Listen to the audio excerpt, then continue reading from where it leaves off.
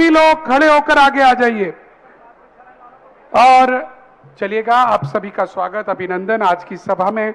और आज की सभा का शुभारंभ हम कराना चाहेंगे पाद प्रक्षालन के साथ। अनुरोध करेंगे आज के मुख्य शांति धारा कर्ता परिवार श्रीमान पदम जी परिवार, शशि जी, अभिनव, अपूर्व, सलोनी, अक्षर, अनहत, जैन, सोनी, गोरेगांव, मुंबई परिवार आइएगा और यहां पर आकर पाद प्रक्षालन कीजिएगा।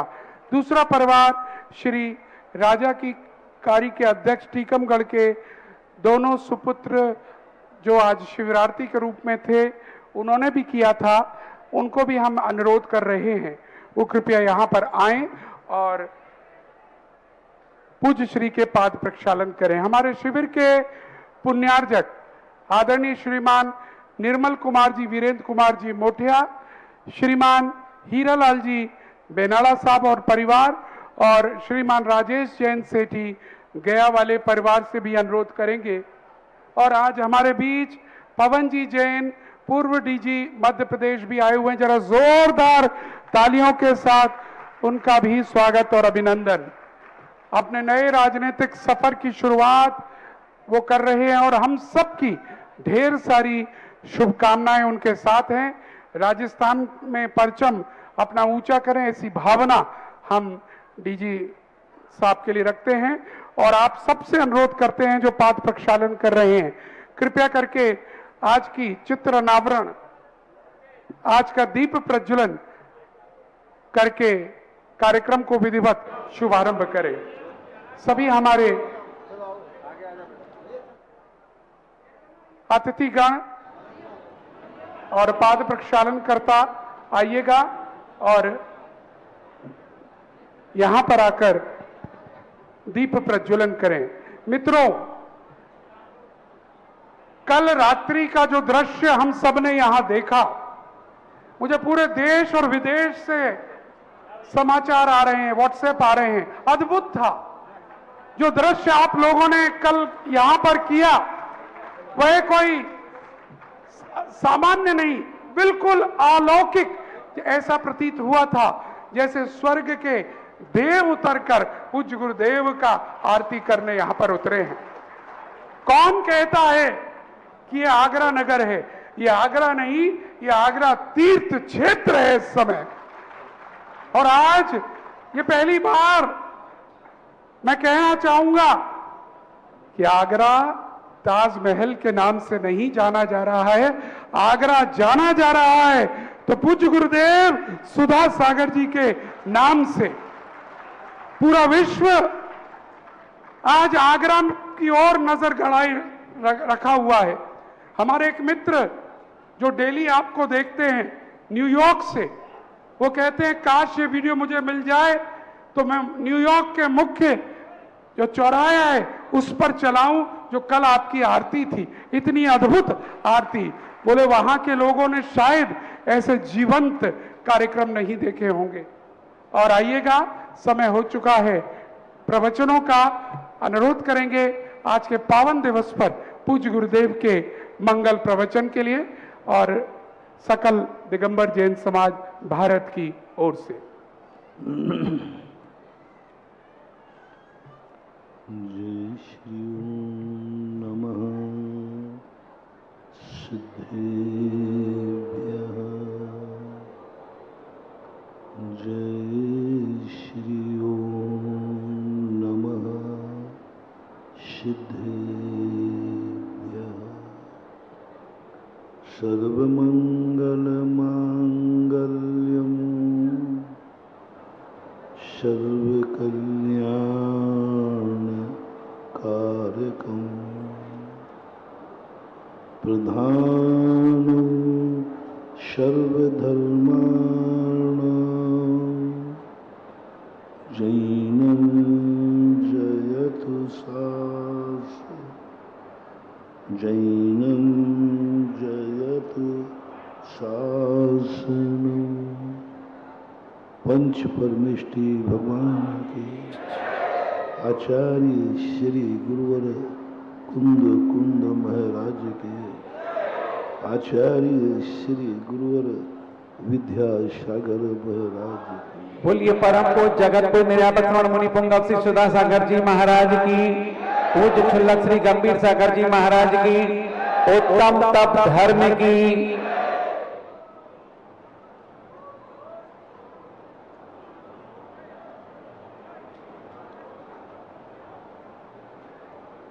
भेद विज्ञान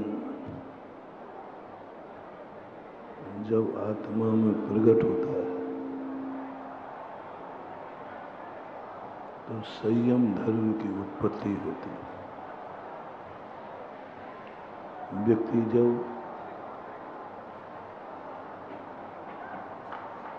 जान लेता है कि यह मेरे लिए अहितकारी है, जो मेरे लिए नुकसानदायक है, और उसमें भी यह जान लेता है कि यह जो हमारी शक्तियों को द्रोहित करता है। कल अपन ने समझा था, सब कुछ करने योग्य है जो दुनिया में है, वह जानने योग्य है।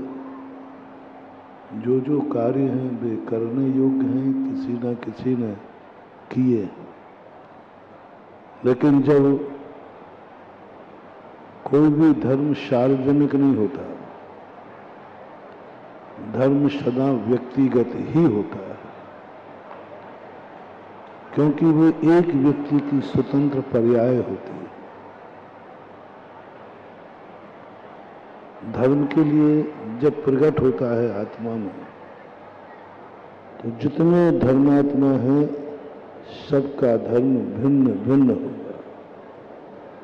संयम भी होगा तो भिन्न भिन्न प्रकार का होगा।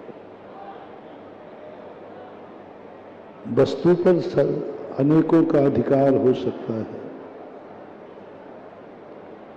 लेकिन धर्म और अधर्म पर, दोनों पर सबका अधिकार नहीं होता। वस्तु जो है, एक वस्तु के अनेक मालिक हो सकते हैं, अनेक प्रकार के। लेकिन उस वस्तु का जब व्यक्ति उपयोग करेगा तो सबके भिन्न भिन्न होगा। एक ही वस्तु इसी को नुकसानदायक है, वही वस्तु किसी को फायदेमंद है। कल हमने कहा था, कुछ कार्य ऐसे हैं जो अच्छे हैं लेकिन पर सापेक्ष बुरे हैं। तो हमें यह नहीं मानना है कि जो कार्य दूसरा कर रहा है वो मैं भी कर सकता हूं। नहीं, अधर्म और धर्म ये दोनों अपने आत्मा की स्वतंत्र पर्याय है, जिस पर दूसरे का किंचित मात्र भी अधिकार नहीं होता। वस्तु न धर्मात्मक है न अधर्मात्मक है। वस्तु को भोगने वाला ही धर्मात्मा और धर्मात्मा होता है। वस्तु कभी अधर्मी नहीं होती, वस्तु कभी धर्मी नहीं होती।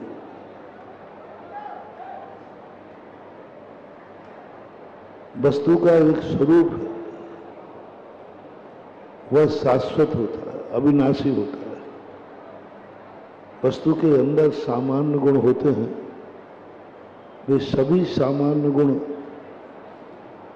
अपनी एक विशेषता रखते हुए कभी अशुद्ध नहीं होते। बड़ी गजब की बात जैनागम में खोजी, सामान्य गुण कभी अशुद्ध नहीं होते, विशेष गुण शुद्ध अशुद्ध होते हैं, सामान्य गुण नहीं होता। सामान्य गुण कभी विकृत नहीं होता। 10 सामान्य गुण होते हैं। सामान्य गुण का अर्थ है जो एक से अनेक पाए जाएं उसको सामान्य बोलते हैं, और वो कभी अशुद्ध नहीं होता। अस्तित्व, वस्तित्व, द्रव्यत्व, प्रमेयत्व, अगुणत्व, अवगाहनत्व, सूक्ष्मत्व, ये कुछ ऐसे हैं जो हमेशा एक समान, आज तक ना तो इनमें कोई ओम शांति। क्यों भाई, आपको समझ में नहीं आ रहा है कि मैं प्रवचन चालू हो गए हैं?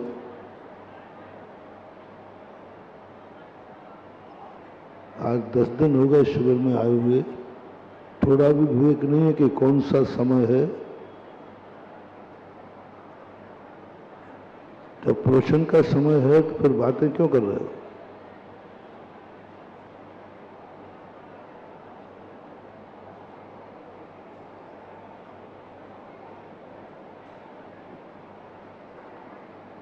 तो कभी सामान्य जाति कभी अशुद्ध नहीं होती है। जाति जाति ही रहती है। विशेष गुण में भी जब जाति बन जाती है तो वो भी अशुद्ध नहीं होती है। लेकिन विशेष गुण जब व्यक्तिगत होता है, जो अपनी संपूर्ण जाति में ना पाया जाए, वह होता है विकृत। संपूर्ण जाति में ना पाया जाए, द्रव्य है, ज्ञान दर्शन आदि सब में नहीं पाए जाते, इसलिए ज्ञान अज्ञान हो जाता है। अस्तित्व का कोई सामान्य गुणों का विभाव नहीं है। अस्तित्व का विभाव क्या है? वस्तित्व का विभाव क्या है? प्रमेयत्व का विभाव क्या है? कुछ नहीं।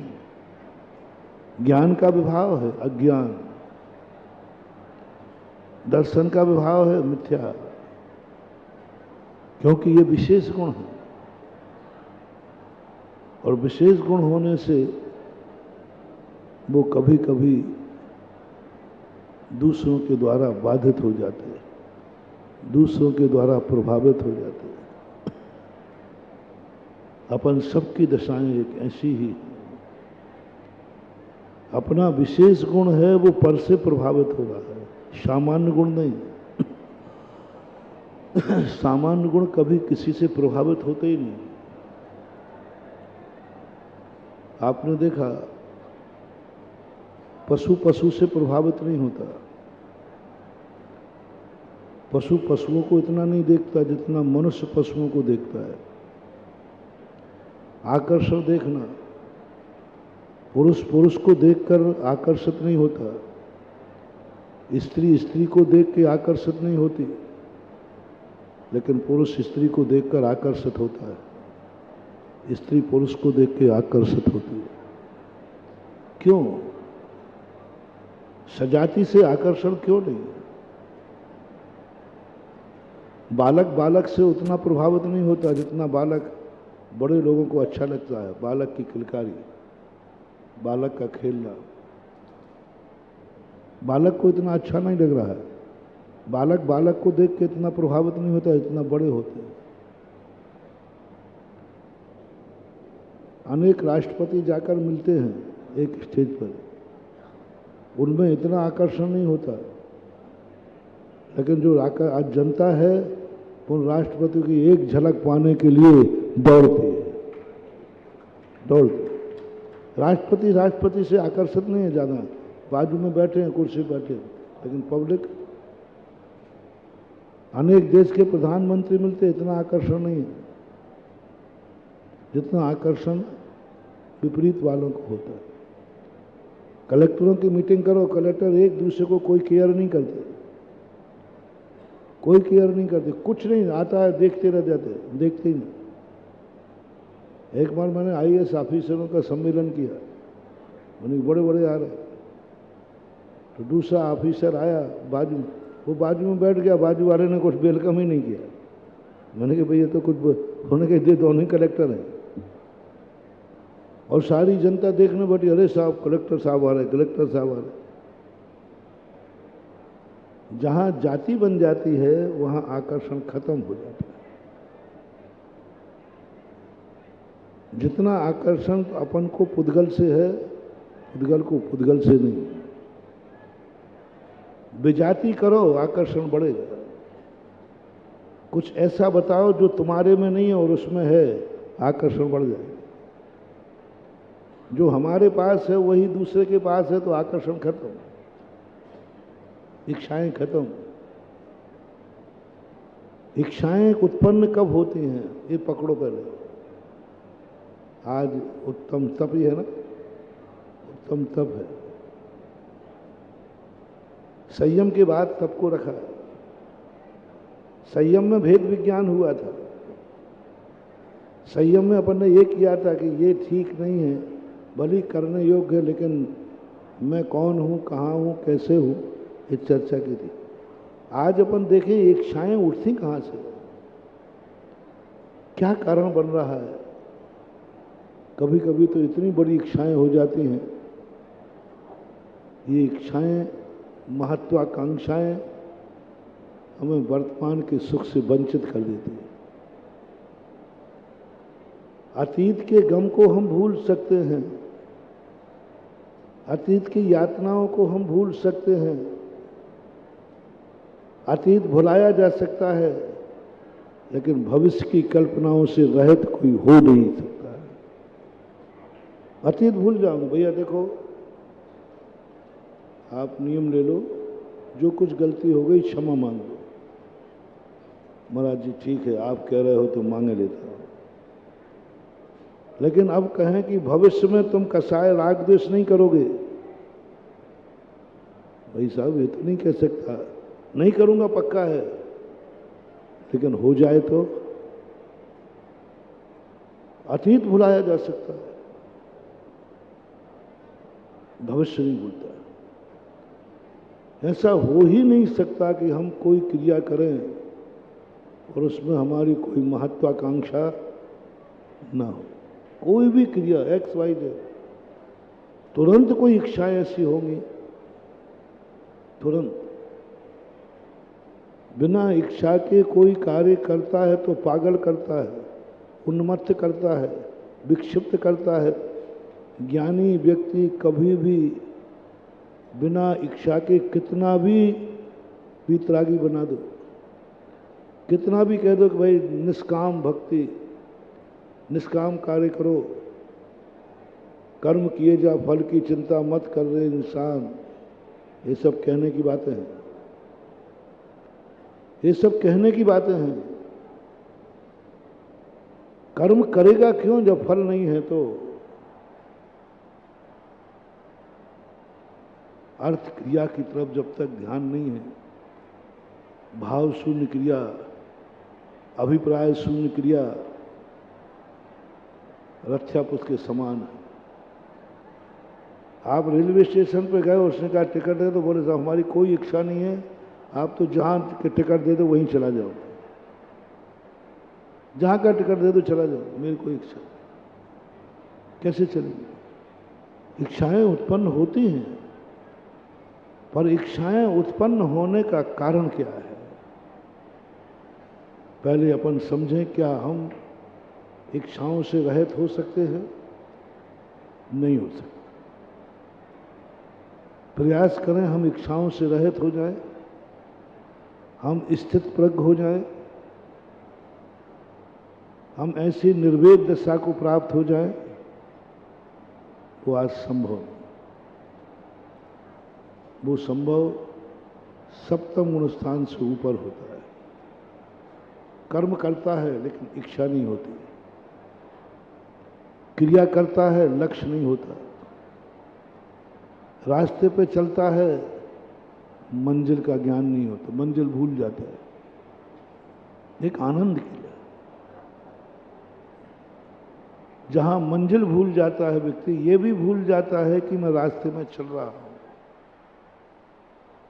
वहां शुद्ध उपयोग प्रकट होता है।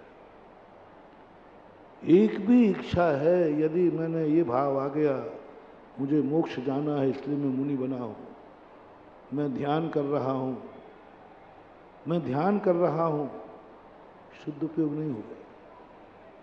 जहां ध्यान ध्याता ध्येय को न विकल्प वच वेदनता, चिद भाव कर्म चिदेश करता चेतना क्रियाता। तीनों अभिन्न अखिन्न शुद्ध उपयोग की निश्चल दशा, प्रगति जहां दृग ज्ञान व्रत ये तीन धा एक ही लसा। तीनों से रहित नहीं किया, तीनों से रहित नहीं किया। लोग शुद्ध उपयोग मिथ्या दृष्टि को भी मानते हैं, जैन लोग। वो कहते बिना शुद्ध उपयोग के सम्यक दर्शन होता नहीं, बिना शुद्धोपयोग के कर्म का क्षय होता नहीं।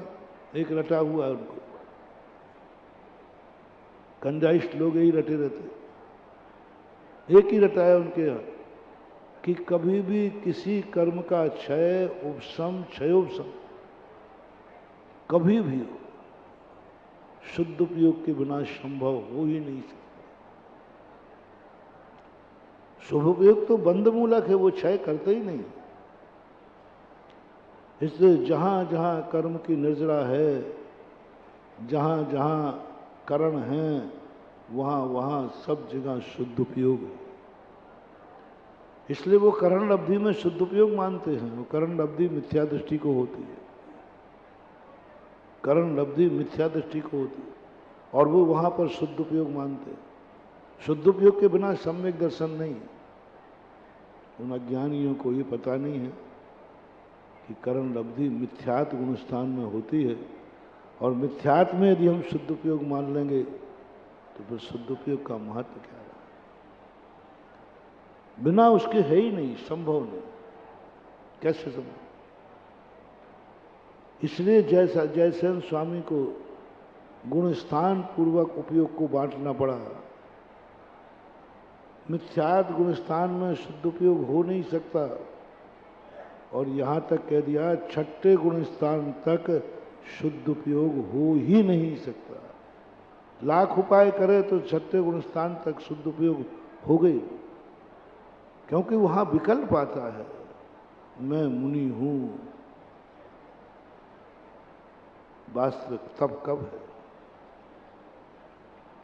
मनोगुप्ति, वचन गुप्ति, काय गुप्ति, तीनों जहां गुप्त हो खत्म हो गई हैं। खत्म होने का अर्थ नष्ट नहीं हो गई हैं, अनुभव से परे हो गई। आत्मा के प्रदेशों में परिस्पंदन चल रहा है, लेकिन उपयोग कहीं और हो गया। होता है, योग चलता रहे, उपयोग चलता रहे, और कसाय का अभाव हो गया। आत्मा के प्रदेशों में परिस्पंदन हो रहा है बिना उपयोग के। बड़ा चमत्कार है। बिना उपयोग के छद्मस्त संसारी प्राणी को कभी भी योगों का स्पंदन होता ही नहीं है। स्पंदन हो तो वो योग नहीं कहलाता। लेकिन एक दशा ऐसी है जहां मन वचन काय में उपयोग नहीं है, फिर भी तीनों योग हैं अरहंत परमेष्टि। उनका उपयोग मन वचन काय में नहीं है, तीनों योग। 11वें 12वें गुणस्थान वर्ती जीव, उनका उपयोग योग में नहीं है, वो तो आत्मा के शुद्ध उपयोग में चला गया, फिर भी योग है। अब ऐसी दशा जब आ जाए, मनोगुप्ति, वचन गुप्ति, काय गुप्ति, उत्कृष्ट रूप से ये धर्म, उत्कृष्ट रूप से तप है। उत्कृष्ट दशा तप की कौन सी है? अपन ऊपर से नीचे की तरफ चलते हैं।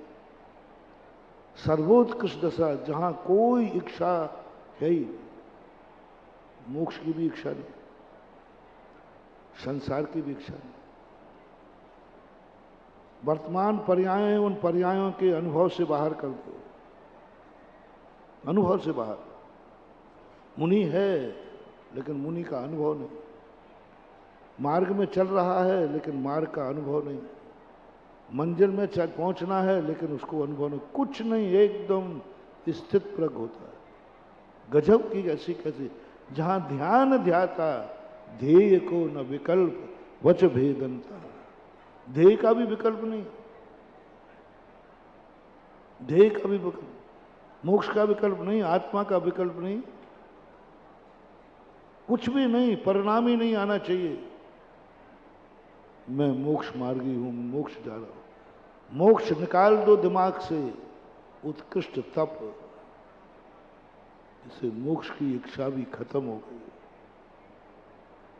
ध्येय खत्म। ध्यान, मैं ध्यान कर रहा हूं, मैं ध्यान चल रहा है, उसका भी खत्म। ध्याता, मैं जीव हूं, मैं मुनि हूं, आदि आदि सब खत्म। जीव की अनुभूति खत्म। गजब, जीव की अनुभूति, मैं जीव हूं, अनुभूति खत्म। जीव की अनुभूति खत्म, द्रव्य की अनुभूति खत्म। मैं जीव द्रव्य हूं, ऐसी इच्छा उठना भी सर्वोत्कृष्ट तप नहीं है। मैं जीव हूं, मैं सुखी दुखी हूं, मैं ज्ञान दर्शन स्वभावी हूं, नहीं। मुझे पता नहीं मैं कौन हूं, बस मैं मात्र ज्ञायक स्वभावी हूं। बस समानाधिकरण, भेद नहीं करना। मैं जीव हूं नहीं, मैं आत्मा हूं नहीं। और आत्मा में भी यदि आत्मा को विषय बनाया है तो आत्मा नाम की चीज, पूज्यवर कुंद भगवान ने शास्त्रों में आत्मा को विषय बनाया। आत्मा कोई चीज है ही नहीं, न 6 द्रव्यों में है, न 7 तत्वों में है, न पदार्थों में है। आत्मा पता नहीं है कहां से है। और वो कह रहे अप्पा अप्पा में रहो, कहां रहूं, जीव जीव में रहूं। इनमेव परम झानम, मां जंप मां चिट्ठ मां चिंता किम जैन होई तेरो। अप्पा अप्पम में रहो, इनमेव परम हवई झानम। समझ में नहीं आया क्या है। 2 गाथाएं कही, एक शुभोपयोगी की गाथा कही। आज 2 गाथाएं तप के रूप में प्रस्तुत हैं। एक गाथा में कहा मां चिट्ठ है, मां चिंता है, कुछ भी मत करो। लेकिन उसके पहले कह दिया जम किंच भी चिंतन तो निरीह वित्ते हवे जदा साहू। उसके पहले एक और कहा था मां मुझ्झय मां रज्जय मां दुस्सह किम में हो। मां मुझ्झय मां रज्जय मां दुस्सह हित निठ अथेसु थिर में छई, ऐसा कहा। मां मुझ्झय, मोह मत करो। मां रज्जय, राग मत करो। मां दुस्सह, द्वेष मत करो। इष्ट अनिष्ट की कल्पना मत करो। तब की शुरुआत यहां से होती है। मां मुझ्झय, मोह मत करना। अभी रोका नहीं है तुम्हें, कुछ भी नहीं कहा। मोह मत करना, राग मत करना, वस्तु देखो। कोई कल वाली बात, देखने में बुराई नहीं है, लेकिन राग मत करना, द्वेष मत करना। और ये गाथा कहने के बाद पूज्यवर नेमिचंद महाराज ने कहा यदि तुम्हारी ये बात बन जाए तो जम किंच भी चिंतन तो निरीह वित्ते हवे जदा साहू लद्दूणम ए अत्तम तदाहुतम लक्ष्यम जान, ऐसा कुछ है। जम किंच भी चिंतन तो, कुछ भी चिंतन करो। जैसे मैंने सत्य के दिन कहा था, सब जानो, सब देखो, सब सुनो, सब करो। वस्तु जानने के लिए है, तुम ज्ञाता हो, जानो। लेकिन कल संयम ने सारे हाथ पैर बांध दिए। संयम ने सारे पे स्टे ऑर्डर लगा दिया। ऐसे ये कहते हैं नेमिचंद महाराज, पहले तो छूट दे दी। जम किंच भी चिंतन तो निरीह वित्ते हवे जदा साहू। तुम्हें जो चिंता करना हो करो, जो चिंतन करना हो, कोई पाबंदी नहीं। निरीह वित्ते हवे जदा साहू, बस निरीह वित्ती से करना। ये निरीह वृत्ति क्या है? ये निरीह वृत्ति क्या है? निरीह वृत्ति क्या है? उस चिंतन से कोई अपेक्षा ना रखे तो चिंतन काय का करें? कोई इच्छाएं ना रखें चिंतन काय के लिए करेंगे? तब उन्होंने जाकर अंत में कहा, अच्छा तुम्हें निरीह वृत्ति बिना चिंता के नहीं होती है? नहीं, जब भी चिंतन करता हूं कोई ना कोई इच्छा होती है। तो बाद में एक अंत में एक गाथा बहुत मार्मिक कही। अब देखना किस ढंग से, पहले तो छूट दे दी, जाओ बेटा जितना जो करना है करो, और पीछे से स्टे ऑर्डर भेज दिया, ये मत करना। सत्य के दिन कह दिया सब कुछ करो, दूसरे दिन कह दिया क्या तुम कौन हो? ऐसे यहां करे। पहले कह दिया जम किंच विचिंतन तो निरीह वृत्ति हवे जदासा, और बाद में कहते हैं मां चिंता है, मां चिट्ठ है, मां चिंता है, चिंतन मत करो, मां चिट्ठ है, चेष्टा मत करो। इनमेव परम हम जानम, अप्पा अप्पम में रहो, इनमेव परम हवे जानम। आत्मा मिल ही नहीं रही, जीव मिल गया, जीव तत्व मिल गया, जीव पदार्थ मिल गया, आत्मा किस चिड़िया का नाम है पता ही नहीं। अब ऐसा प्रश्न कर दिया कुंद भगवान। तत्वार्थ सूत्र समझ में आ जाता है, क्योंकि वहां आत्मा शब्द नहीं है। पूरे तत्वार्थ सूत्र में आत्मा शब्द नहीं है, पूरे षटखंडागम में आत्मा शब्द नहीं है, सिद्धांत ग्रंथों में कहीं आत्मा शब्द नहीं है, ये दुनिया में कहीं आत्मा शब्द नहीं है। दुनिया में कहीं आत्मा है ही नहीं। जीव है वो द्रव्य है, जीव तत्व है वो पर्याय है, जीव पदार्थ है अधिष्ठित है। आत्मा क्या भला है? क्या है ये आत्मा? ओहो बहुत कठिन है। जीव को जानना हो तो 2 मिनट में जानने में आ जाए, जीव को पकड़ना हो तो 2 मिनट पकड़ में आ जाए।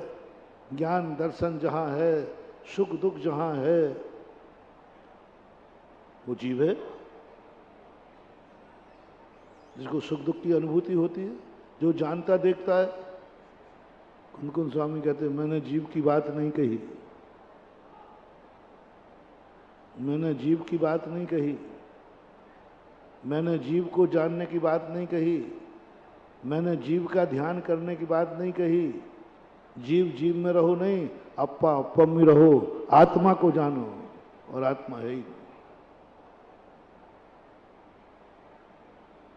और बिना आत्मा के अध्यात्म नहीं हो सकता।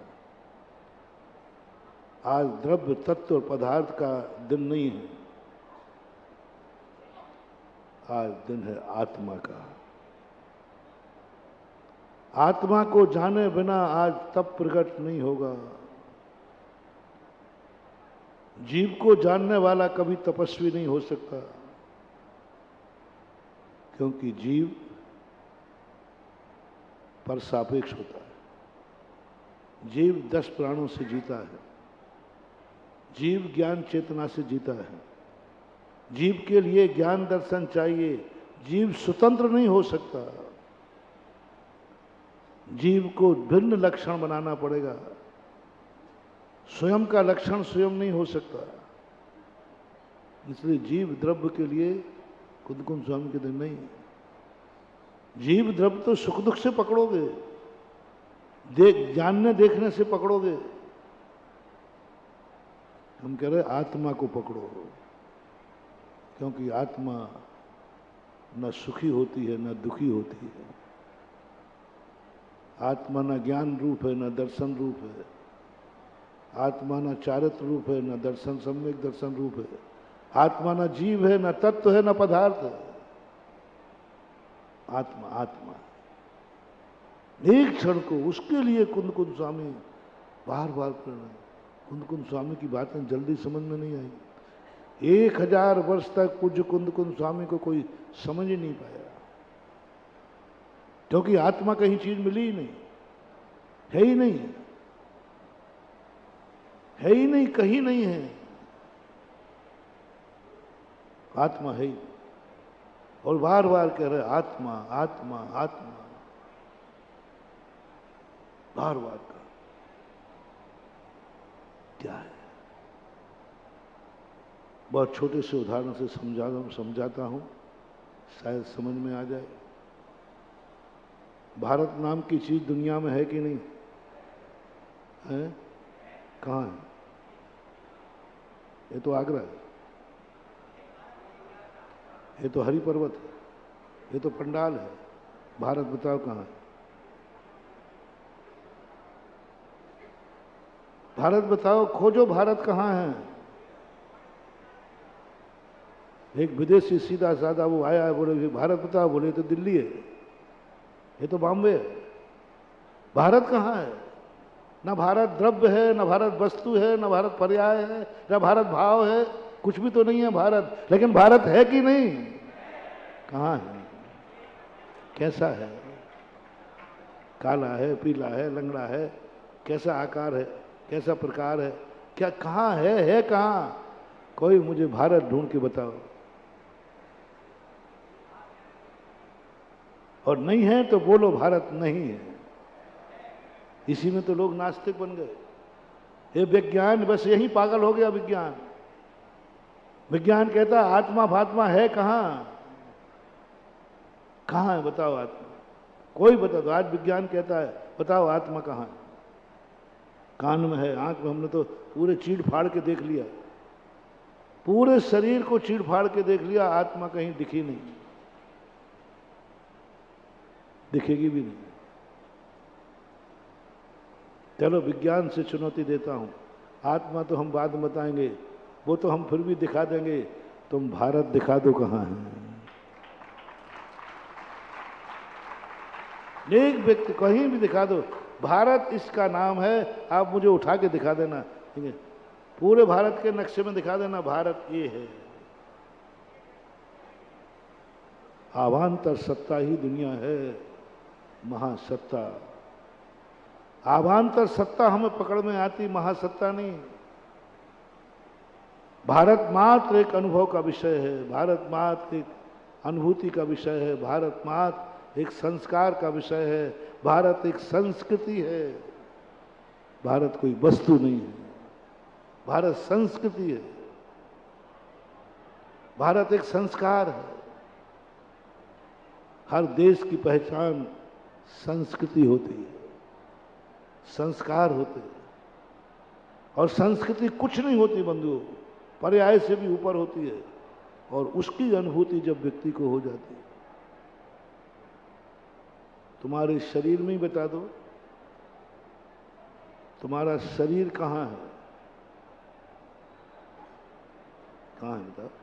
ये हाथ है, ये गतेली है, ये तो उंगली है, ये तो नाखून है, ये तो कंधा है, ये तो गर्दन है, ये तो सीना है, येとपीठ है, ये तो पेट है, ये तो पैर हैं, ये तो हाथ हैं, ये तो सिर है। शरीर कहाँ है?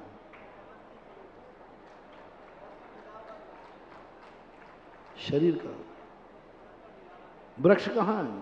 ये तो पत्ते हैं, ये तो डाली है, ये तो फूल है, सबको अलग अलग करते जाओ। फिर पूछो शरीर कहाँ, वृक्ष कहाँ है? किस चिड़िया का नाम वृक्ष है? आप इंगित करके बताओ ये वृक्ष है, पकड़ के, तो पकड़ के भी लाना उसको।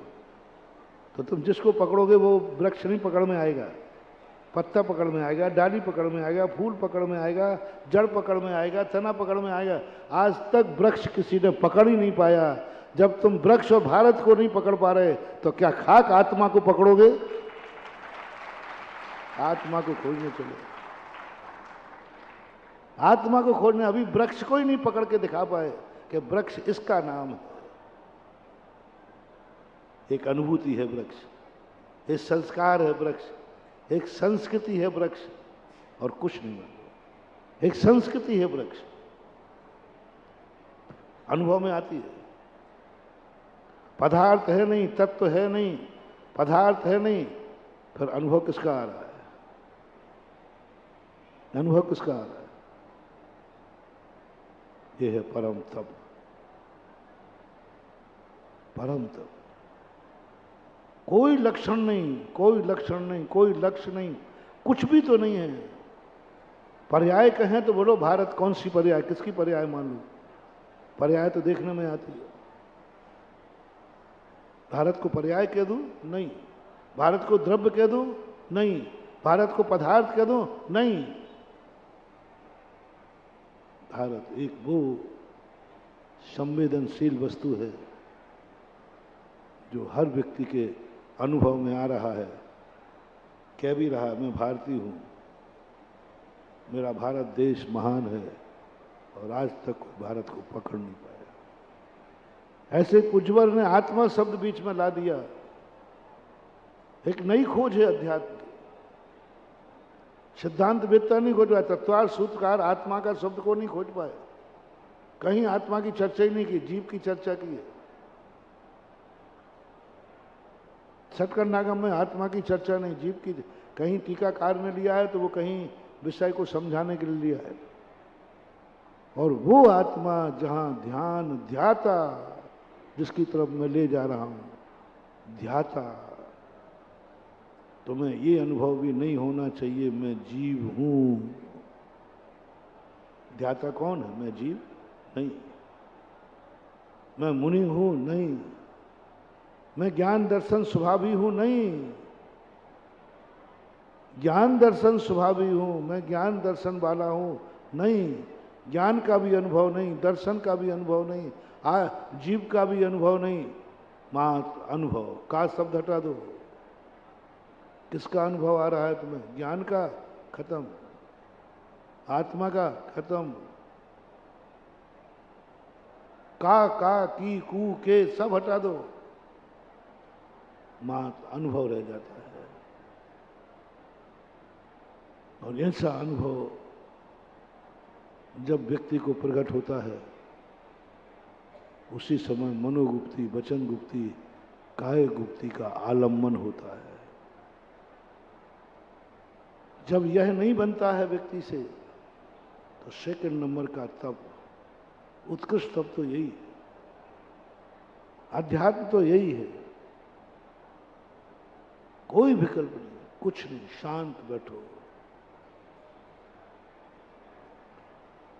सबसे पहले श्रेष्ठ। लोग कहते महाराज जी आप प्रारंभ का प्रवचन आपका बहुत कठिन होता है, बाद में इतना सरल कर देते हो कि LKG वाला भी समझ लेता है। हम क्या करें? आचार्यों ने यही कहा। हम क्या करें? आप व्यापारियों से यही सीखा।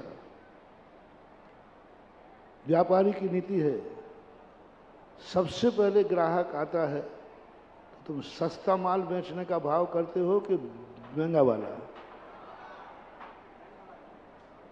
मूल्यवान बेचोगे कि थोड़ा कम वाला? पहले तो यही भाव करोगे अच्छा माल बिके। पंडित जी साहब आशा दर्जी ने लिखा है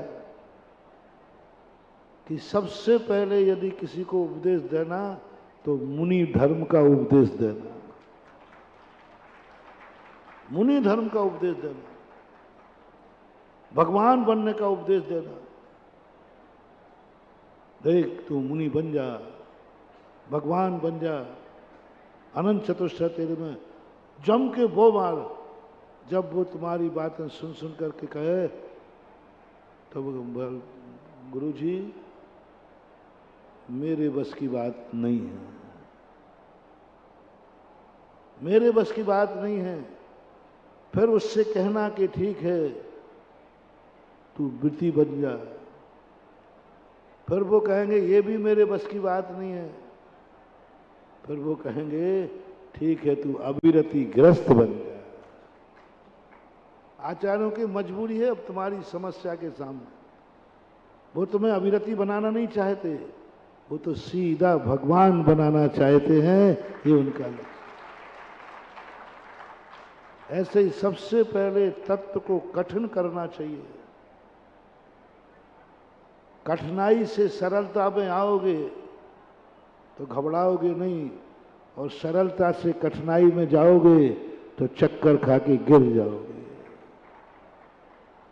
जंगल के पौधे को पानी नहीं मिलेगा तो कोई और ज़्यादा हरा होगा, और गमले के पौधे को यदि पानी नहीं मिला तो पहले जीवन को कठिन बनाओ, जितना कठिन बना सको, जितने कठोर बन सको, जितना कठिन मार सुन सको, जितना कठिन सोच सको, सब कुछ कठिन पे जाओ।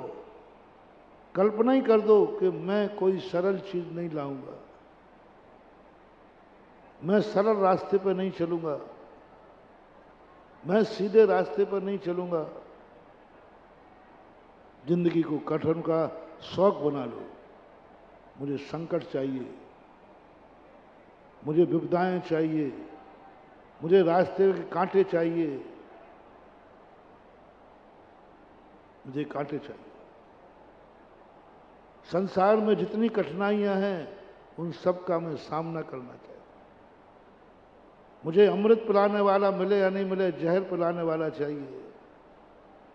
हाँ, बहुत कम गुरु होते हैं जो अपने शिष्य को जहर पिलाते हैं। चाणक्य ने चंद्रगुप्त को जहर पिलाया, प्रतिदिन जहर पिलाता था। चंद्रगुप्त कहता था तू गुरु है कि मेरा दुश्मन है, जहर पिला रहा है। मार मार के जबरदस्ती पिलाता था जहर, जबरदस्ती जहर पिलाता था चंद्रगुप्त को, चला करके पिलाता। और उसी का परिणाम है कि चंद्रगुप्त, जहर का परिणाम है कि भारत का सम्राट बन सका। अमृत से नहीं, अमृत कोई चीज, अमृत नाम की चीज दुनिया में है ही नहीं, जहर है। अमृत नाम कल्पना है। अमृत नाम की कोई चीज दुनिया में नहीं जो तुम्हें अमर कर दे। जहर जरूर दुनिया में है, जहर जरूर दुनिया में है। अमृत नाम की चीज तो दुनिया में है ही नहीं। हमें अमृत पाना है। देवताओं के अमृत कहते हैं वे भी मरते हैं। अमृत के बाद कैसे मर जाते? है ही नहीं करना। जहर जरूर है। तो ऐसी कला सीखो ना। आज उत्तम तब कहता है अमृत है ही नहीं, ऐसी कला सीखो ना कि जहर तुम्हारे लिए अमृत बन जाए। जहर पियो तो जहर पियोगे तो तुम मरोगे नहीं। यही कला है। जहर से जिंदगी बचाओ, अमृत से नहीं। अपना दिया। जहर कड़वा होता है, बहुत जहर होता है। चाणक्य खुद बैठ करके पिलाता था। जहर पीने की बात आई और चाणक्य रसोई में पहुंच जाता था। और चंद्रगुप्त तो जहर को फेंकने का प्रयास, रसोइयों को पटा लिया कि तुम कह देना जहर डाल दिया, मैं डाला। चाणक्य कहता है जहर मैं रसोइयों से डलवाऊंगा इन्हें, मैं खुद लेके आऊंगा। वो खुद लेके आता। क्या गजब की चीज। सन 1982 की घटना है, नैनागिर की। मुझे मलेरिया हुआ, मलेरिया बिगड़ गया। अब वो मलेरिया में एक धना पंचक का काढ़ा चलता है। सब कुछ कड़वी चीजें होती हैं। अब वैसे ही खाने की इच्छा नहीं, वैसे वो धना पंचक का काढ़ा पियो, बहुत कड़वा, जहर ही मान लो वो तो हम क्या थोड़ा बहुत पिए और डाल देवे, नीचे डाल दे। अब किसकी मजा ले जो हमें रोके? किसी ने आचार्य से कह दिया महाराज जी ये ठीक कैसे हो गए, काढ़ा तो पीते ही नहीं। तो आचार्य ने कहा काढ़ा क्यों नहीं पीते? मैंने कहा वो जहर रहता है, काढ़ा बहुत कड़वा रहता है। आचार्य ठीक है, कल से आचार्य से स्वयं आके खड़े हो जाओ। अरे मैं आचार्य से कहूँ महाराज जी आप तो पधारो। नहीं नहीं हम चले जाएंगे, चले जाएंगे। वो जानते हैं शिष्यों की चोरे चपाटों के। आचार्य जी आप नैनागिर में थे, ऊपर ही आहार होता था, पूरे आहार में नहीं आवे। बस जैसे ही काढ़ों ने कह के रखा था, काढ़े का नंबर आते ही मुझे इशारा कर देना, काढ़े के नंबर आते ही वो खड़े हो जाते। हम नहीं नहीं पीना है, पीना पीना पियो पूरा, कुछ नहीं आज्ञा है पीना है। 2-2.5 महीने वो काढ़ा पिलाया। पर बुखार नहीं उतरा। आचार्य जी कहते तू ठीक कैसे होगा? मैंने कहा तुमकी काढ़ा बंद करवा दो।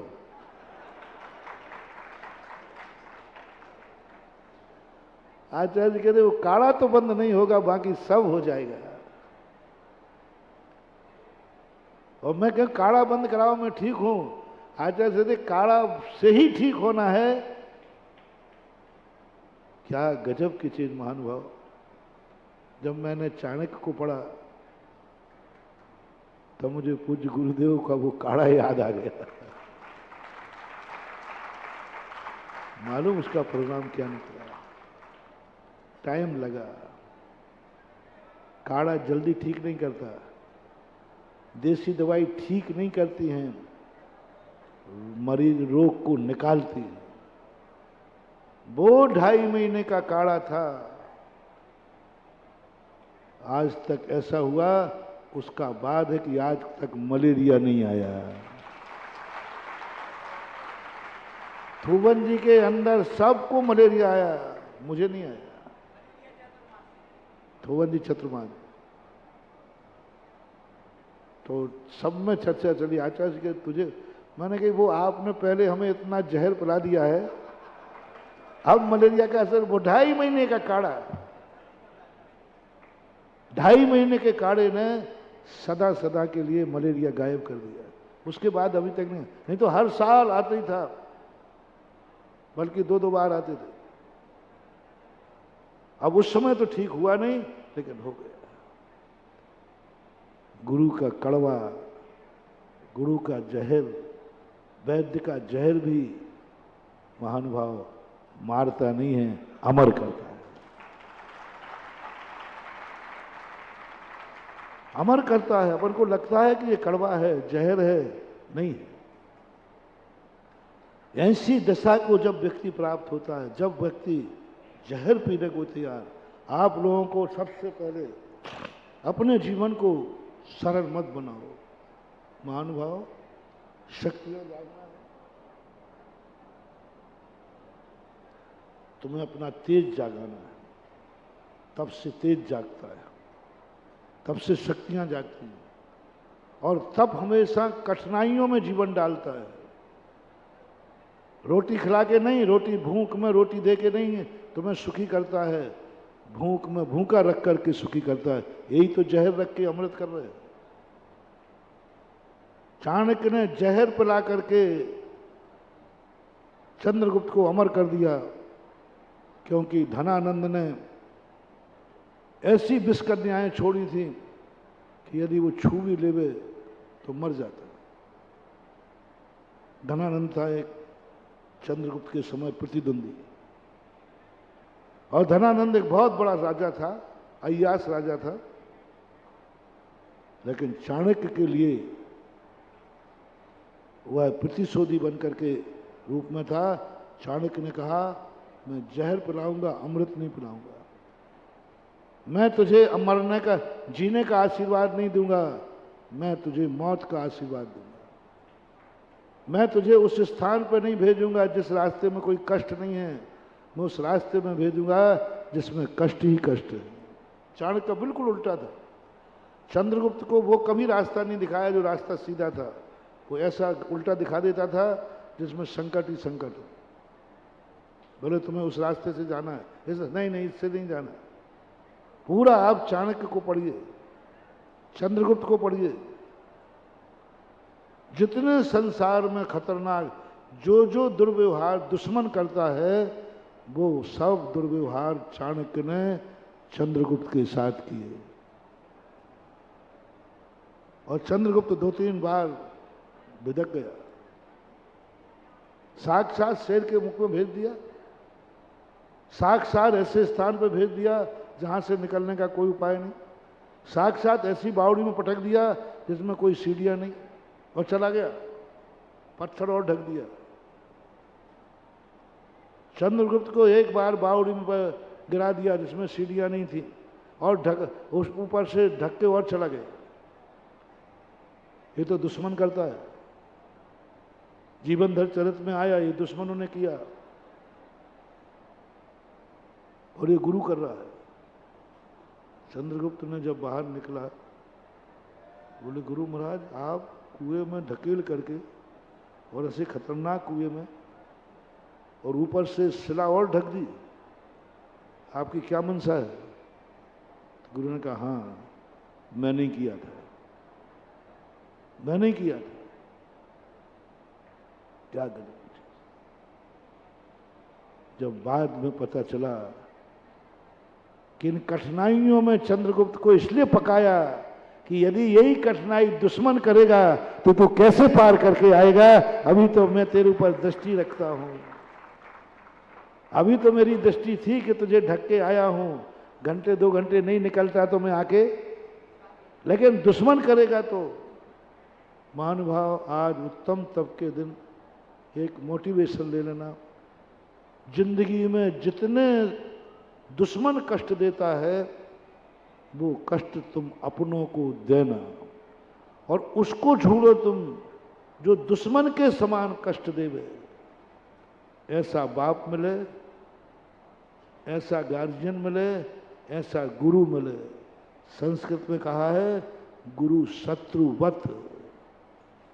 जो गुरु मित्रवत व्यवहार करता है वह गुरु तुम्हें कभी महान नहीं बना पाओगे। महान बनाओ। मित्रवत व्यवहार यदि गुरु करेगा तुम्हारा नाश हो जाएगा। शत्रुवत गुरु का व्यवहार होना चाहिए। तुम्हारा गार्जियन कैसा हो, वो कष्ट देवे जो शत्रु देता है, जो शत्रु देता है। बस ऐसा गार्जियन लो। पहले देख लो शत्रु क्या क्या दुख देता है, क्या क्या परेशानी देता, वो तुम्हारा बाप देवे, वो तुम्हारा गुरु देवे, वो तुम्हारा गार्जियन देवे, जितने दुख दे सके देवे। और तुम नियम ले लो, मैं अपना गार्जियन उसी को बनाऊंगा जो मुझे जिंदगी में सबसे ज्यादा दुख देगा। मुझे फूलों का रास्ता नहीं, मुझे कांटों का रास्ता बताओ, मैं देखना चाहता हूं। और जैसे तुमने ये संकल्प शक्ति की, पूरा जैन दर्शन इसी पर टिका है। जैन दर्शन इसी पर टिका है, पूरा जैन दर्शन। जितने जितने तुम धर्मात्मा बनते जाओगे उतने उतने तुम्हारे अशुभ कर्म का उदय आता जाएगा। अशुभ कर्म का उदय आता। जो जो सुख के कारण थे महावीर ने अपने फॉलोवर से सब छुड़ा दिया। जो जो सुख के कारण थे एक नहीं रहने, गिन गिन के छुड़ाया। संसारी प्राणी किसमें सुख मानता है? बोले बहुत बढ़िया परिवार हो, माँ बाप की छाया हो तो मेरा जीवन सुखी है, हरा भरा परिवार है। महावीर अपने से कहते हैं, ये क्या कह रहे हैं? मेरे माँ बाप जीवित हैं, मेरा परिवार जीवित है, मैं सुखी हूँ। तू मेरा भक्त है ना? बोले हूँ। तो तू सारे परिवार को और माँ बाप को छोड़कर इनसे भी ज्यादा सुखी होके दिखा। बताओ क्या आदत है। कोई तो माँ बाप की छाया में सुखी होकर सुखी होता है। महावीर कहते तो इनकी छाया छोड़ दे और फिर सुखी होके दिखा। सब परिवार कुटुंब छोड़ा दे। जो सुख देने वाला था उन्होंने कहा नहीं, छोड़ो माँ बाप को, अच्छे माँ बाप को छोड़ो, परिवार को, अच्छे परिवार को। अरे धन से दुनिया को सुख मिलता है, धन से दुनिया को सुख मिलता है। महावीर ने कहा नहीं, धन के बिना तू सुखी होके दिखा। छोड़ दे, कौड़ी भी तेरी नहीं, ये दुश्मनी तो नहीं क्या? अरे चोर भी कम से कम कुछ तो छोड़ के जाता है। थोड़ी दया करो तो चोर भी 2-4 रुपया दूध पानी को तो छोड़ देगा। महावीर ने तो ऐसे कहा, एक कौड़ी भी नहीं छोड़ी।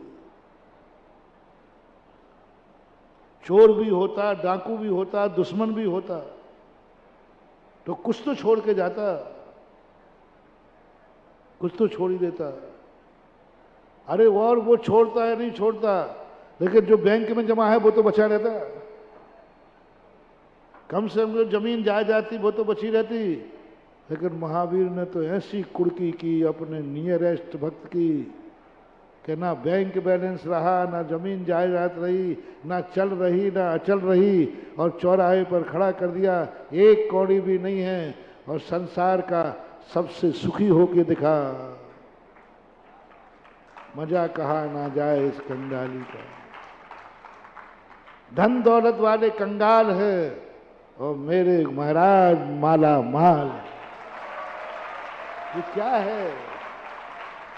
ये उत्तम तप का आनंद। देखो, तप कभी सुख देने वाला नहीं है, सब छुड़ा दिया। अरे कितना भी चोर हो, कम से कम एक अंडरवियर बनियान तो बचने देगा।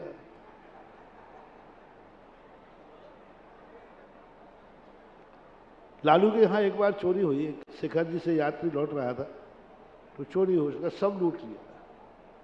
लालू के पास पहुंचे, साहब आपके राज्य में लुट गए। बोले क्या? बोले सब लुट गया साहब, अंडरवियर बनियान बचा। बोले साहब तुम झूठ बोल रहे हो, मेरे राज्य में तुम लुट ही नहीं सकते। बोले साहब मैं लुटाऊं?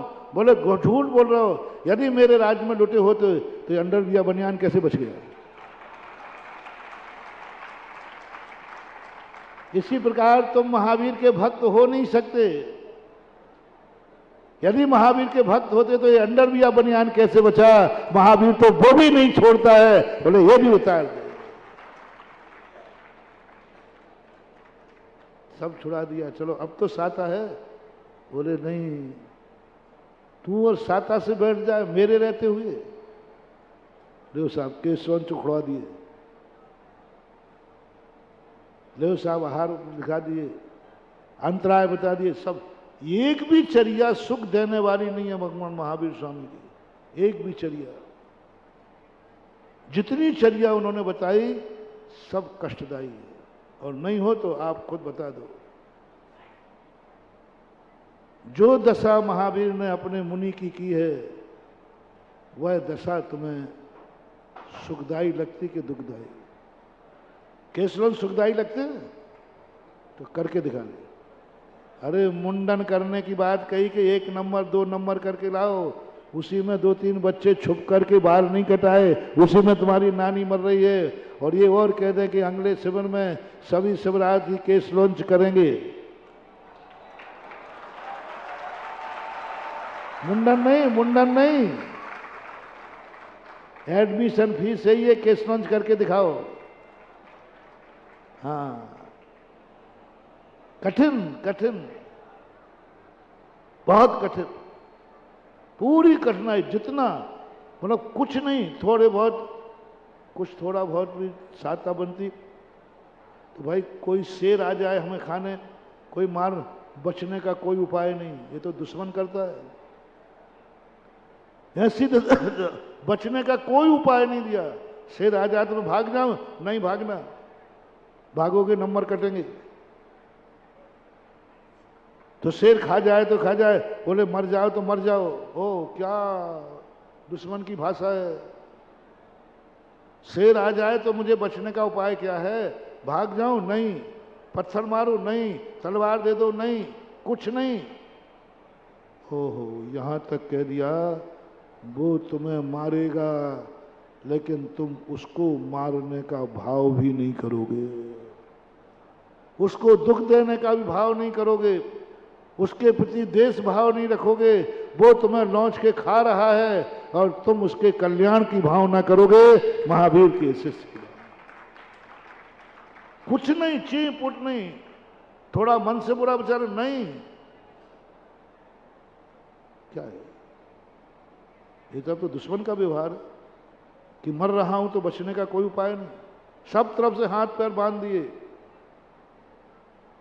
हाथ पैर बांध दिए, जैसे दुश्मन बांध के मारता है ना, मर जा, लेकिन तू हाथ पैर नहीं हिलाएगा, शेर को हटाएगा नहीं, शेर को मारेगा नहीं, कुछ नहीं। जो बड़े बड़े महाराज हुए उनकी क्या दुर्दशा हुई, कैसे मरे, दहल जाता है। लेकिन मरे तो दुर्दशा पूर्वक, लेकिन जन्मे सीधे सिद्धालय में। मरे तो दुर्दशा पूर्वक है, सुकौशल मुरी की बोटी बोटी खा ली, लेकिन जन्मे कहाँ है? सिद्धालय में। जब गुरु धर्म दुख देता है तो आज उत्तम तप को सुख का साधन मत मानना, पूरा का पूरा दुख ही दुख है इसमें। तो अपना मन बना लो, हम संसार के हर दुख को झेलने के लिए तैयार हैं। महावीर पहले पूछते हैं, सुख नहीं दुख झेलने को तैयार हो? मौत आएगी तो तैयार हो, दुश्मन आएगा तो उसके प्रति द्वेष भाव नहीं रखोगे, पूरे दुश्मनों का व्यवहार, तुम कुछ भी नहीं करोगे। तुम्हारा काम मात्र है कष्टों को सहन करना। और उत्तम तब कह रहा है, कष्ट नहीं है तो कष्ट को बुलाओ। ये कष्ट आता है, उसको धर्म की कोटि में नहीं लिया। एक कर्म की मार से कष्ट आता है, उसे धर्म की कोटि में नहीं लिया। उस कष्ट को धर्म में लिया जिस कष्ट को तुम्हें बुलाना है, सुख को छोड़ना है, दुख को बुलाना है। माला फेरो, मेरा सुख कब छूटे? परिवार सुख है, क्या माला फेरना है? ये परिवार कब छूटेगा? धन दौलत सुख है, ये कब छूटेगा? दुख पाने की मावला भावना भाव, सुख की भावना नहीं। और तुम्हारी इच्छा है कि मैं धर्म वो मानता हूं जो मुझे सुख देवे, धर्म वो है जो तुम्हें दुख देवे। जितना जितना धर्म तुम्हें दुख देवे, धर्म धर्म धर्म, अधर्म नहीं। पहले तो फैसला करो ये कौन है? धर्म। पहला फैसला, पहला निर्णय धर्म है। फिर फैसला कर, निर्णय करो जो जो धर्म है, ये धर्म मुझे जितना दुख देगा उतना ही मेरी धर्म के प्रति श्रद्धा बढ़ेगी। जितना दुख देगा धर्म, धर्म दुख देगा। सुख पाने को धर्म नहीं करना, दुख को सहन करने के लिए धर्म किया जाता है जो दुख देगा। जितनी कठिनाई हो मेरे जीवन में आवे, ये भावना भाने का प्रयास करो। हे भगवान मुझे संकट से निकालो। ये तप का दिन नहीं है, तप का तप नहीं है। तप के दिन मांग सकते हो, हे भगवान संसार के जितने संकट हों उन सारे संकट मेरे ऊपर आए, बस एक आशीर्वाद दे देना, मेरे परिणाम क्षमता में बने रहे। छीन लिया, तब शुरुआत कर दी। अरे भूख लगी है तो भूख का सुख क्या, रोटी देना कि रोटी बंद कर देना? लो साहब रोटी बंद करा दी, ये कौन सा तरीका है? और भूख लग रही है। उत्तम तप, पहला तप कौन सा? अनशन। अनशन, भूखे को रोटी देना धर्म है कि भूखे की थाली में से रोटी अलग करवा देना धर्म है? समझ में नहीं आई बात। तुम लोग क्या कह रहे हो? भूखे को रोटी देना धर्म है। और उत्तम तप कहता है भूखे के सामने रोटी रखी हो उसको हटा देने का नाम तप है। भूखों मारने का तप है, भूखे रहो। अनशन पहले ही तप कष्ट से शुरू होता है। आज तक दुनिया में ऐसा नहीं देखा कि भूख लगने पर अन्न पानी बंद करा दिया जाए।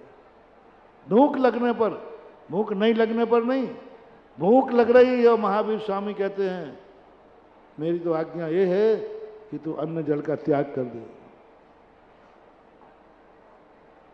रोटी खा करके तुम 6 घंटे की ताकत पाओगे।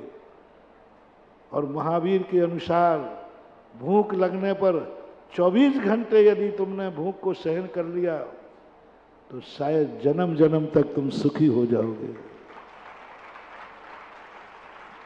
रोटी का सुख पराधीन है और उपवास पूर्वक भूखे का सुख स्वाधीन है। भूखे में आनंद तब कहता है। चमत्कार देखो, तब चाहे सुर राय। मैं सोचता देवता क्यों ज्यादा है? आज तक दुनिया में कोई ऐसा नहीं हुआ कि भूखे में आनंद। रोटी खा के आनंद मनाने वाले बहुत देखे, बढ़िया भोजन बन गया बहुत देखे, भूखे में आनंद, भूख लगी है आनंद, भूख लगी आनंद, पेट भर खाने वालों से भी अनंत आनंद। ये कला, ये चमत्कार तप में है, अनशन नाम के तप में है। और जो ऐसा आनंद देता है, बोले क्यों, भूख लगी है, वो लगी है, प्यास लगी है, वो लगी है, तो पर खा लो ना, नहीं उपवास है, यही तो आनंद है। चूहे कूद रहे हैं, दुख लगी है, गर्मी पड़ रही है, गला सूख रहा है और आनंद में आ रहा है। कौन से साइंस में लिखा, कौन से विज्ञान में लिखा, कौन सा गणित है ये दुनिया का, कोई नहीं समझ पाएगा महानुभाव। इस गणित को समझ पाएगा मात उत्तम धर्म समझा पाएगा, तप धर्म समझा पाएगा कि भूख में क्या आनंद है। जन्म जन्म तक रोटियां खाने का पूरा आनंद एक तरफ रख दीजिए और एक दिन का उपवास का आनंद यदि आ जाए तो एक तरफ रख दीजिए। दहो भूख, 2 दिन 3 दिन 4 दिन 5 दिन। महावीर दया करने वाले नहीं है। मैंने कहा ना दुश्मन बद, एक दिन भी नहीं कहने वाले बेटा बेटा एक उपवास होगा, खा ले खा ले। वो क्या कहेंगे, दूसरा और कर ले रे। एक तो हो गया, अब तुम्हारी माँ देखो क्या कहेगी, अब बेटा एक हो गया, अब तो पारणा कर ले। और महावीर और जिनवानी क्या कहेगी, एक हो गया तो एक और कर ले, क्या फर्क पड़ता है। 2 होने के बाद तीसरा और कर ले। पूरी जिंदगी भर भूखे रखने की भावना है जिनवाणी माँ को और उत्तम तप को। ये जिनवाणी माँ को कब संतोषी होगी, तब जिंदगी में तू कभी एक दाना नहीं खाएगा, एक बूंद पानी नहीं पिएगा, तो इसको गर्व होगा मैं ऐसे बेटे की माँ हूं। और तुम्हारी माँ एक दिन नहीं खावे तो रो पड़े, और हमारी माँ नहीं खावे तो हंस पड़े, बोले अब आ रहा है मजा, मेरा बेटा बिना खाए जी रहा है। तप, उत्तम तप, संघर्षों के जीवन के साथ उलाहना मत देना, कोसना मत, कोसना मत। गुरु ने जहर दिया है, कोसना मत, बुरा मत कहना, ये मानना, ये मानना ये जहर ही मुझे अमर बना देगा। बस पहले देख लेना किसने दिया है, किसने दिया है, गुरु ने दिया, बस पी जाओ, पी जाओ, कोई फर्क नहीं पड़ता। जय विष्णु बुज्जंतो बेज्जो पुरुषो न मरणों में आदि, जय पुग्गल कम सुदयम न वज्जदे नानी। कर्मों के बीच में रह करके भी ज्ञानी को बंद नहीं होता, वैद्य के हाथ से जहर पी करके उसको मरण को प्राप्त नहीं होता। बस तुम्हें मानना है गुरु। बोलो तुम्हारे लिए ये धर्म है कि नहीं है, तो तुम्हें महानुभाव 10 उपवास करने वालों, जो तुम्हें भी भोजन में अनुकूल नहीं मिला, ये मानना धर्म भूखों मार रहा है, मर जाओ, अमर हो जाओगे। क्योंकि धर्म ने मारा है ना, धर्म ने भूखो रखा है ना, किसी और ने नहीं रखा। फिर धीरे धीरे क्लोज करते हैं, क्लोज करते हैं। अनशन नहीं बनता है तो उनोदर कर लो। अब आधा पेट खिलाना, ये सब दुश्मनी के लक्षण हैं कि नहीं, और वो लक्षण धर्म में दिख रहे हैं। अमोदरी, अनशन, ने कहा अमोदर भी नहीं बनता मेरे से, तो ठीक है, रस परित्याग, रसों का त्याग करा के भोजन कराना कोई दुश्मन माँ का कारण हो सकता है। सच्ची माँ रसों का त्याग करा दिया, रस त्याग कर दो, नीरस भोजन, व्रत परिसंख्यान, सीधा कह दो ना कि तुझे भोजन करने नहीं देना। एक पे एक शर्त लगा दी, एक पे एक, नीरस करके आओ। फिर कहते हैं ऐसा कर तू आहार को उठेगा, हाँ उठना तो है ही। अब देखना ताकत, देखना कितनी बड़ी प्लानिंग है इस तप धर्म की। कितनी बड़ी प्लानिंग है महावीर स्वामी की, कितनी बड़ी प्लानिंग है जिनवाणी माँ की। जैसे तैसे पहले तो रोका कि नहीं तू खाएगा ही नहीं, नहीं माना तो आधा खिलाया, नहीं रस परित्याग। अब कहता नहीं रस परित्याग भी नहीं बनेगा। अब देखना जो ऐसा कर, तू विधि लेकर आहार को निकलना, विधि लेकर निकलना जिससे मिले ही नहीं। कठिन से कठिन विधि ले लो, मिले ही नहीं। इसका अर्थ जिनवाणी क्या चाह रही है, तू भूखे ही रहे। फिर जैसे तैसे विधि मिल जाए, लो साहब 32 ग्राम लेना, 32 संतराय रख दिए। यदि ये आ जाए तो नहीं खाना, ये आ जाए तो नहीं खाना। अंत में ज्ञानी सोचता है इतने नाटक करने की अपेक्षा में उपवास ही कर लेता हूं। हाँ तो उपवास करना, यही तो कह रहा था। एक खाने तक में इतनी शर्त है, साता से जैन धर्म खाने भी नहीं देता। 32 संतराय रख दिए। 46 दोषों को टालना है, 46 दोषों को टालना। संसार में ऐसा कोई भी दर्शन नहीं है जो खाने पीने पे पाबंदी लगाता हो। खाने पीने पे जाकर के कुछ बोले पेट है खाना तो पड़ेगा, कोई दर्शन नहीं। किसी भी दर्शन में खाने पीने पे इतनी चर्चा नहीं, साधुओं को भी नहीं। 46 दोषों को टाल करके कोई भी दर्शन अपने साधु को, अपने फॉलोवर को भोजन की बात नहीं करता। वहां तो ये कहा जैसे तैसे भोजन करो। बौद्ध ने तो यहां तक कह दिया 46 दोष की बात कर रहे हो, शाकाहार नहीं मिले तो मांसाहार मिले तो खा लो, पेट ही तो भरना है, मरता क्या नहीं करता। मांसाहार की छूट दे दी उन्होंने। लेकिन दिगंबर जैन धर्म महावीर स्वामी कहते हैं नहीं, मैं तो पूरी ताकत लगाऊंगा कि तेरा आहार हो नहीं पाए, और करना है तो इतनी शर्तें पार करो। ये क्या तपस्या नहीं तो और क्या। हर चीज में, पूरे तप में सम्मान कहीं नहीं, विनय। सम्मान नहीं कराया तप ने। तप ने क्या कह दिया, प्रायश्चित, विनय, वैयावृत्ति आदि। विनय करो, सबकी विनय करो, विनय करना सीखो।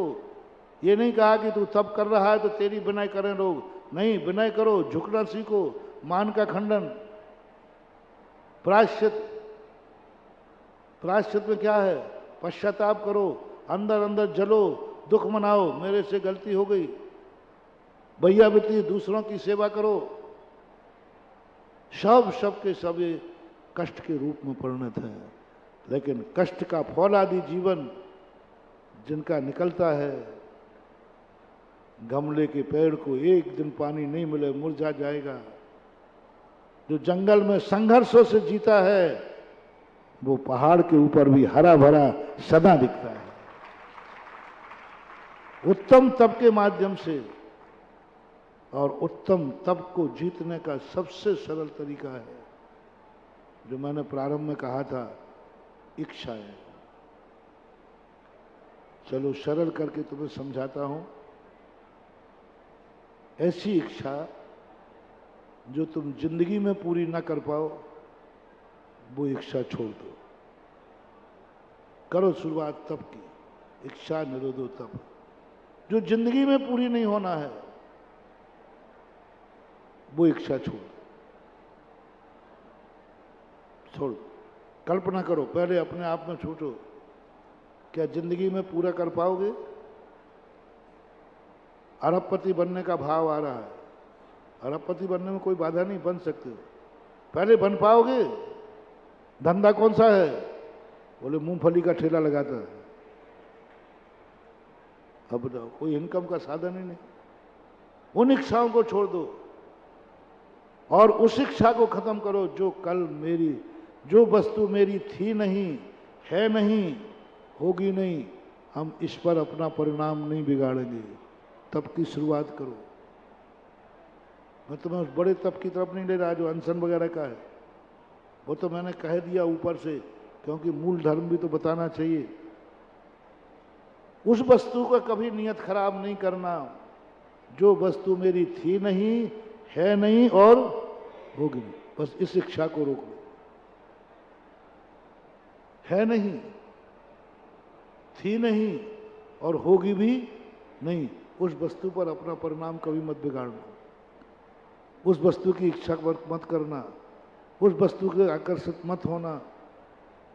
पहला इच्छा पे कंट्रोल करो। दूसरी वो इच्छाएं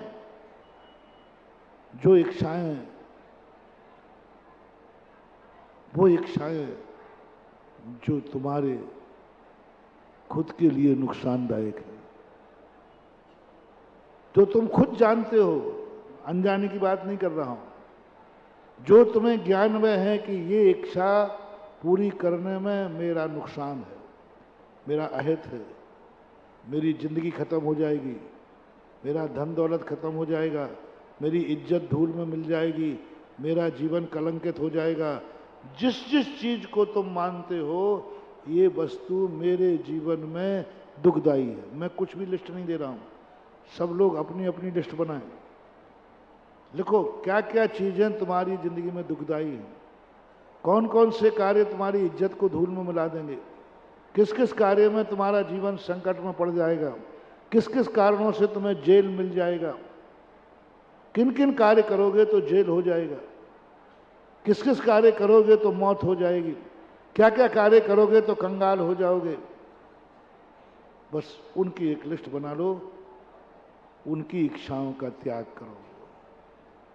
सप्त विषण, ये सप्त विषणों की इच्छा का त्याग करो, क्योंकि तुम कर लोगे, तुम कर सकते हो, लेकिन तुम्हारा नाश हो जाएगा। पहला तप, अपनी इच्छा, अपनी जिंदगी के नाश करने वाली वस्तुओं का, कार्यों की इच्छा नहीं करना। जो जो तुम्हें लगे, गुटखा तुम इसलिए नहीं खाना कि तुम्हारे पास पैसे नहीं है, तुम तो बहुत अमीर आदमी हो। अरे बनियों के पास गरीबी का सवाल नहीं, बस इतना सा बता दो, गुटखा खाने से तुम्हारी जिंदगी को तो हानि नहीं है। यदि हानि नहीं है तो खाओ, कोई बात नहीं, लेकिन यदि तुम्हारा ज्ञान कह रहा है, तुम्हारी बुद्धि कह रही है कि नहीं नुकसान तो बहुत है, तो महानुभाव आज उत्तम तप के दिन गुटखा खाना तो छोड़, उसकी इच्छा भी नहीं करना। इतना विवेक सीख लो। यहाँ पर हम शिविर में जाने से एक फायदा देख लो, हमारी जिंदगी में हमने वो कार्य छोड़ दिए जो हमारे लिए नुकसानदायक थे, हमारे लिए अकाल की मौत में ले जाते थे, जो हमारी इज्जत को धूल में मिला देते। मैंने शराब छोड़ दी, मैंने जुआ छोड़ दिया, क्योंकि मुझे मालूम है कि ये मुझे दुखदाई है। बनाओ लिस्ट उनकी इच्छाएं खत्म करो। आप बहुत चीजें जानते हैं, आपको बहुत चीजों मालूम है क्या क्या चीज तुम्हें नुकसान करती है, वह चीज नहीं करना। शुगर है तो शक्कर नहीं खाना, क्योंकि हमें नुकसानदायक है। बस एक ही बात है, जो जो नुकसान हमारे यहाँ शास्त्र में आया, 22 अवक्षों के बाद एक अनिष्ट नाम का अवक्ष की चर्चा की। जो जो तुम्हारी जिंदगी को नुकसानदायक है वो सब अवक्ष है। अवक्ष किसे कहते हैं? जिसमें किसी के प्राणों का घात होता हो। तो और चीजें तो अवक्ष समझ में आ गई कि दूसरे जीवों का घात होता हो। जिस वस्तु खाने से स्वयं का घात होता हो वो भी अवक्ष है, चाहे वो रोटी क्यों ना हो। मान लो ऐसी बीमारी आ गई टाइफाइड, मोती झरा, उसमें अन्न खाने से नुकसान है। यदि तुमने रोटी खा ली तो आपको वही पाप लगेगा जो अभक्ष को खाने वाले का था, क्योंकि अभक्ष ने दूसरों का घात किया है, तुमने स्वयं का घात किया है। इसलिए अनिष्टकारी वस्तु नहीं, अभक्ष खाने का पापी है वो, क्योंकि उसने वो वस्तु खाई है जो उसको नुकसानदायक। शुगर वाला यदि शक्कर खाता है तो नियम से समझ लेना वो अभक्ष खा रहा है, एक मांस खा रहा है, और एक शुगर वाला शक्कर खा रहा है। वो दूसरे जीव को मार रहा है, ये स्वयं की हत्या कर रहा है, और आत्मघात से महाघात है। अब शक्कर तो बुरी नहीं है ना, लेकिन किसको? जो तुम्हें घात करे, तुम्हें बीमारी करे, तुम्हें मौत के घाट उतार दे। जिसको कोलेस्ट्रॉल बढ़ गया है, बाईपास सर्जरी, डॉक्टर ने कहा घी तेल खाएगा तो मरेगा, फिर भी खा रहा है तो आत्महत्यारा है, वो अपना खुद का घात कर रहा है। क्योंकि घातक चीजें, स्वयं घातक चीजें नहीं खाना, स्वयं विनाशक कार्य नहीं करना, जिसमें स्वयं की इज्जत धूल में मिल जाए वो नहीं करना। इतनी इच्छाओं का निरोध कर लो, कोई कठिन नहीं है, इसमें कोई शक्ति नहीं है। तीसरी इच्छा वो कर लो जो अपनों को पसंद नहीं है। तुम जिसको अपना मानते हो, माँ बाप को,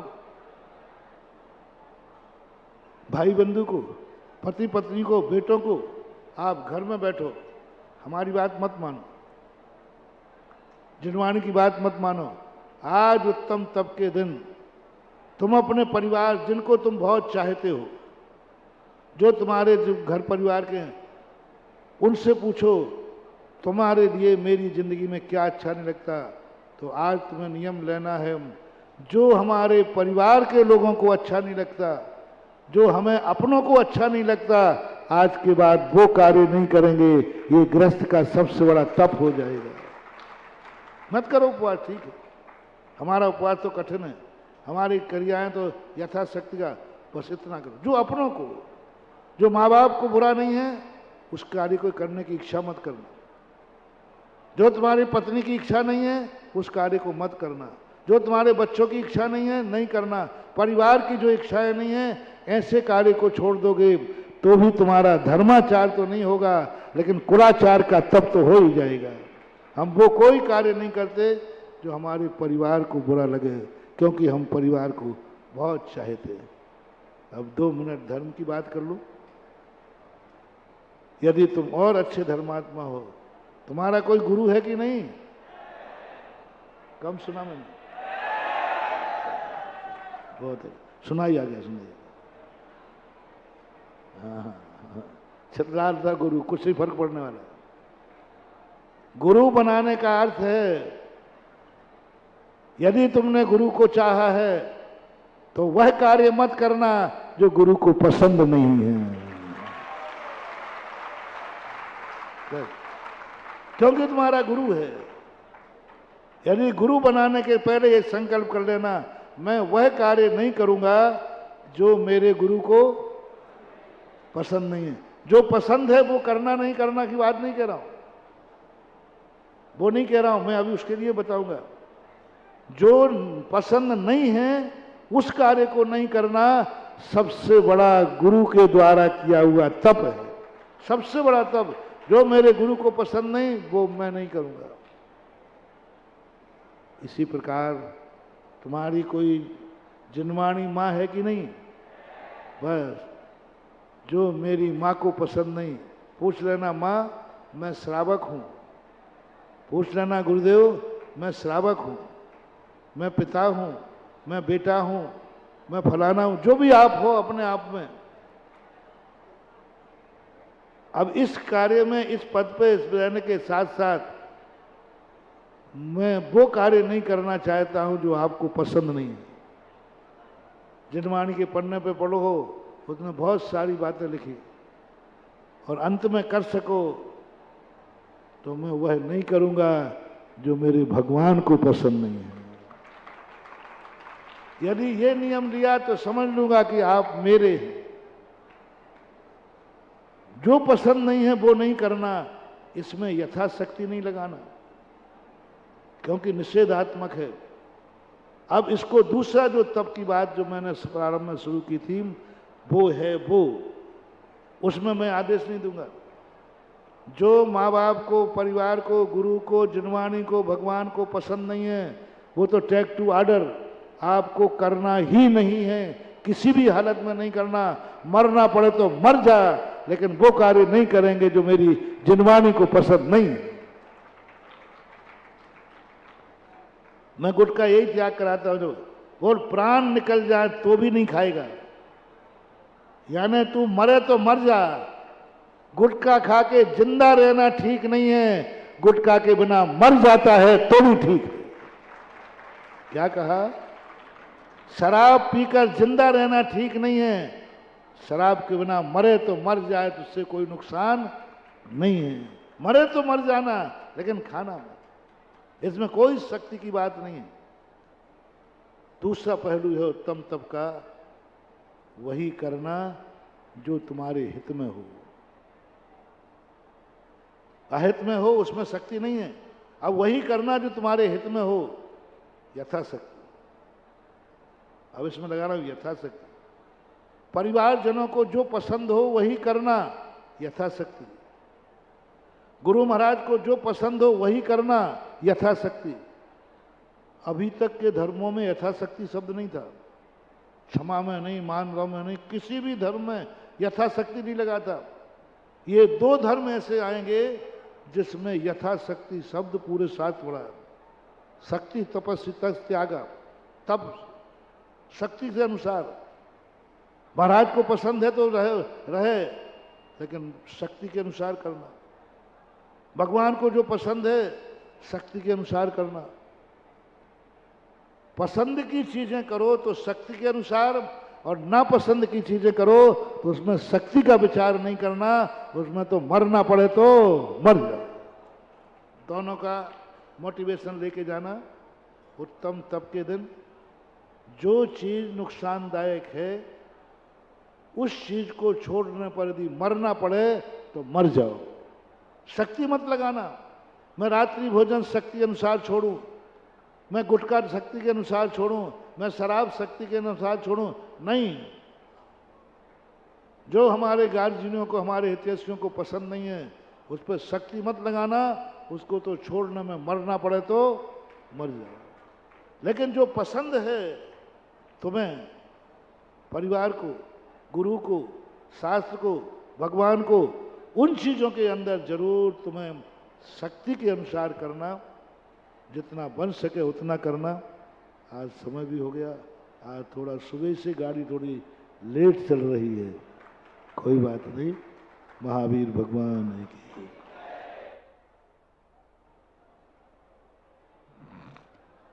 तो मित्रों, आज तप के दिन जो हमारे पास सबसे बड़ी सीख है वो वही है कि जो अपनों को अच्छा नहीं लगे वो कभी ना करना। अगर गुटखा खाते हो तो छोड़ देना। अगर कोई व्यसन जीवन में रखा हुआ हो तो उसको त्याग देना। ये तुम्हारे लिए तप है। महाराज जी ने तप की उत्कृष्ट बात को लेकर नीचे तक लेकर आए हैं। ये हमारे और आपके लिए की बात है। आज तप के दिन छोटे छोटे नियम हमें आगे बढ़ाएंगे और अगले दिन के लिए तैयार करेंगे। लेकिन आज जब मैं सुबह ही सुबह तारीख लिख रहा था तो तारीख दिखाई पड़ी 25